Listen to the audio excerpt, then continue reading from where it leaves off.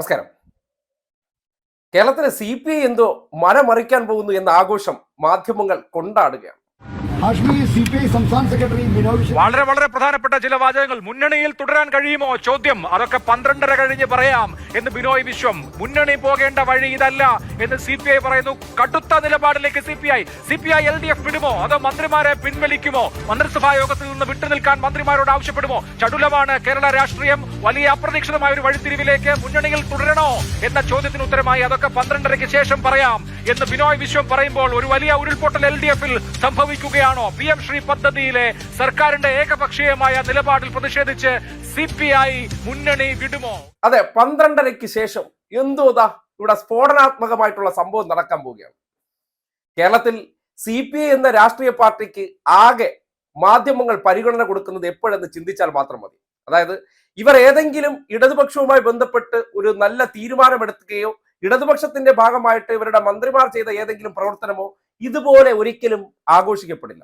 ആകെ CPIക്ക് കേരളത്തിലെ മാധ്യമങ്ങൾ വാർത്താ സ്പേസ് കൊടുക്കുന്ന എപ്പോഴാണ്, അല്ലെങ്കിൽ അങ്ങനെ ഒരു പ്രസ്ഥാനത്തിൽ കുറെ നേതാക്കന്മാർ ഈ നാട്ടിലുണ്ട് എന്ന തരത്തിൽ അവരുടെ പ്രതികരണം എടുക്കാൻ പോകുന്ന എപ്പോഴാണ്? അത് ഇടതുപക്ഷത്തിന്റെ പ്രധാനപ്പെട്ട പാർട്ടിയായ CPM-നെതിരെ ഒരു നിലപാട് സ്വീകരിക്കണം. അല്ലെങ്കിൽ കാക്കയ്ക്കും പൂച്ചയ്ക്കും പോലും വേണ്ടാത്ത ഒരു പ്രസ്ഥാനമാണെന്ന് അവർക്ക് തന്നെ അറിയാം.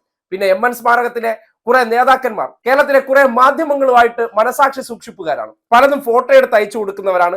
അയച്ചു കൊടുത്താൽ ഒരു ബൈലൈൻ കൊടുത്ത് പേരെടുപ്പിച്ച് വരുത്തുന്നവരാണ്. അവർ തമ്മിലുള്ള ഒരു അണ്ടർസ്റ്റാൻഡിങ്, സൗഹൃദ വലയം വെച്ചിട്ട് പലപ്പോഴും ഇവർ കൊടുക്കുന്ന പ്രോത്സാഹനത്തിൽ, കാര്യം CPI എന്നൊരു സംഘടന ഈ നാട്ടിലുണ്ടെന്ന് വല്ലപ്പോഴുമെങ്കിലും നാട്ടുകാർ കേൾക്കണമെന്നുണ്ടെങ്കിൽ അത് ഇവർ മനസ്സ് വെക്കണം. അവർ മനസ്സ് വെക്കണമെങ്കിൽ അവർ എന്തെങ്കിലും ഒരു കുഴി തോണ്ടുന്നതിലേക്ക് ഇവരെ കൊണ്ട് ചാടിക്കണം. അതിനുവേണ്ടി നേതാക്കന്മാർക്ക് വല്ലാത്ത പ്രോത്സാഹനം കൊടുത്താൽ ഉടനടി ആ പ്രോത്സാഹനം ഏറ്റുവാങ്ങിക്കൊണ്ട് ചുറ്റും നിന്ന് കയ്യടി കൊടുക്കുമ്പോൾ ഇതാ സൂപ്പർ CPI, യഥാർത്ഥ കമ്മ്യൂണിസ്റ്റ്, യഥാർത്ഥ നിലപാടുകാർ. എന്തിനു വേണ്ടി മാത്രമാണ് ഇത് പറയുന്നത്? ഇത് സർക്കാരിനെതിരെ വാർത്ത സൃഷ്ടിക്കുക, CPM-നെതിരെ വാർത്ത സൃഷ്ടിക്കുക, ഇടതുപക്ഷത്തിനകത്ത് പ്രശ്നമുണ്ടെന്ന് വരുത്തുക, ഒരു വിഷയത്തിന്റെ ന്യായ അന്യായങ്ങളെ കുറിച്ച് മനസ്സിലാക്കി പ്രതികരിക്കുക എന്നുള്ളതാണ് ഒരു മുന്നണിയിൽ നിൽക്കുമ്പോൾ ഒരു രാഷ്ട്രീയ പ്രസ്ഥാനം ചെയ്യേണ്ടത്. ഞങ്ങളാണ് യഥാർത്ഥ കമ്മ്യൂണിസ്റ്റ്, ഞങ്ങൾക്കാണ് യഥാർത്ഥ പാരമ്പര്യം, ഞങ്ങളാണ് യഥാർത്ഥ നിലപാടുകാരെന്നൊക്കെ ഇവർ സ്വയം ധരിക്കുന്നുണ്ട്. ആ ചിന്താഗതിയെക്കുറിച്ച് കൃത്യമായിട്ട് മാധ്യമ മേഖലയിൽ നിൽക്കുന്ന ചിലർക്ക് നല്ല ബോധ്യമുണ്ട്. അതുകൊണ്ട് നിങ്ങൾ ഇതിൽ പറഞ്ഞാൽ നിങ്ങളുടെ പേരിപ്പോ വെണ്ടയ്ക്ക് അച്ചടിച്ചു വരും, നിങ്ങൾ നിൽക്കുന്നിടത്തേക്ക് ക്യാമറകൾ ഓടി വരും. ഇതല്ലാതെ ഏതെങ്കിലും കാര്യത്തിൽ ഇവരുടെ പിന്നാലെ പ്രതികരണം എടുക്കാനായിട്ട് മാധ്യമങ്ങൾ സമയം ചെലവഴിക്കാറുണ്ടോ? കേരള രാഷ്ട്രീയത്തിൽ ഇവർ വാർത്താ വാല്യൂ ഇല്ലാത്ത നേതാക്കന്മാരെന്നുള്ള നിലയ്ക്ക് തന്നെയാണ് മാധ്യമങ്ങൾ എഴുതി തള്ളിയിരിക്കുന്നത്. ആകെ ഇവരുടെ സഹായം അഭ്യർത്ഥിക്കുന്നത് ഏതെങ്കിലും ഒരു വിഷയവുമായി ബന്ധപ്പെട്ട് ഇടതുമുന്നണിയിൽ CPIക്ക് അതിർത്തി, CPIയെ മാത്രം ചുറ്റിപ്പറ്റി അങ്ങനെ വാർത്ത വരുന്നത് വല്ലപ്പോഴും പേപ്പറിലോ ഇവർ ഉദ്ദേശിക്കുന്ന മാധ്യമങ്ങളിലോ ഈ രീതിയിൽ അച്ചടിച്ച് വരണമെന്നുണ്ടെങ്കിൽ എന്ത് വേണം? അതിന് അവർ പറയുന്ന നിലപാടിനനുസരിച്ച് നിന്നു കൊടുക്കണം, അവരുടെ സർട്ടിഫിക്കറ്റ് സ്വീകരിക്കണം. അതിനപ്പുറത്തേക്ക് സ്വന്തം കടക്കൽ കത്തിവെക്കുമ്പോൾ അല്ലെങ്കിൽ അതിൽ ആഞ്ഞു വെട്ടുമ്പോൾ ഒരു തരത്തിലും മനോവ്യഥയില്ലാതെ ഇരിക്കുന്ന കൊമ്പ് മുറിച്ചുകൊണ്ട് കേരളത്തിലെ മാധ്യമങ്ങളും സംഘപരിവാറാൽ നിയന്ത്രിക്കുന്ന ഒരു വിഭാഗങ്ങൾ ഉദ്ദേശിക്കുന്ന കാര്യങ്ങൾക്ക് ചൂട്ട് പിടിച്ചു കൊടുക്കുന്ന പ്രവർത്തനമാണ് CPI ചെയ്യുന്നതെന്ന് പറയാതിരിക്കാൻ നിവർത്തിയില്ല. എന്ത് നിലപാടാണ് നിങ്ങൾക്ക് ഈ വിഷയത്തിൽ ഉയർത്തിപ്പിടിക്കുന്നത്?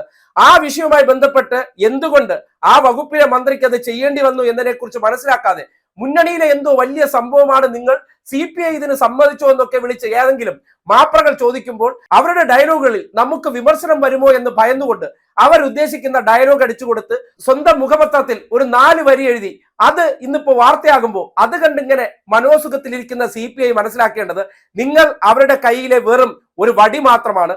അവർ നിങ്ങളെ ഉപയോഗിക്കുന്നത് ഇടതുപക്ഷത്തിനെതിരെ ഒരു ആയുധമാക്കി മാറ്റാനാണ്. അല്ലാതെ നാളെ അങ്ങ് CPIയെ വളർത്തിക്കളയാമെന്നല്ല. ഒരുപക്ഷെ ഇതിൽ നിന്ന് അടർത്തി അപ്പുറത്ത് കൊണ്ട് കൊടുക്കണമെന്നൊരു ഉദ്ദേശം ഉണ്ടായിരിക്കും. അങ്ങനെയാണെങ്കിൽ അന്തസ്സായിട്ട് അങ്ങ് പോകുന്നതാണ് നല്ലത്. അധികാരം ചിലപ്പോൾ അടുത്ത പ്രാവശ്യം കിട്ടിയില്ലെന്ന് വരാം. അന്ന് നിങ്ങൾക്ക് മന്ത്രിയായി തുടരാനുള്ള അവസരമുണ്ടല്ലോ.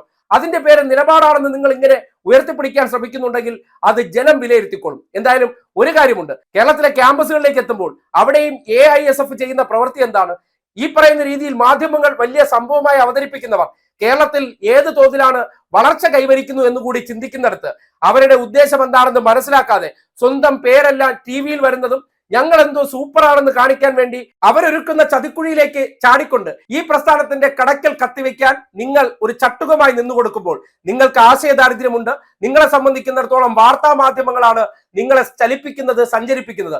അവരുടെ പ്രീതിക്ക് വേണ്ടി, അവരുടെ സംതൃപ്തിക്ക് വേണ്ടി, അവരുടെ ഗുഡ് സർട്ടിഫിക്കറ്റിന് വേണ്ടി ചെയ്യുന്ന ഈ പ്രവൃത്തി, അതിനെ ഒരു കാരണവശാലും ഇടതുപക്ഷത്തിന്റെ നിലപാടെന്നൊക്കെ വലതുപക്ഷത്തുള്ളവർ പുകഴ്ത്തി പറയുമെങ്കിലും അത് നിങ്ങൾക്കുള്ള ശവക്കുഴിയാണെന്ന് മനസ്സിലാക്കാനുള്ള സാമാന്യ ബോധമെങ്കിലും അതിന്റെ മുകളിലിരിക്കുന്ന നേതാക്കന്മാർക്ക് ഉണ്ടാകണമെന്ന് മാത്രമേ അഭ്യർത്ഥിക്കാനുള്ളൂ.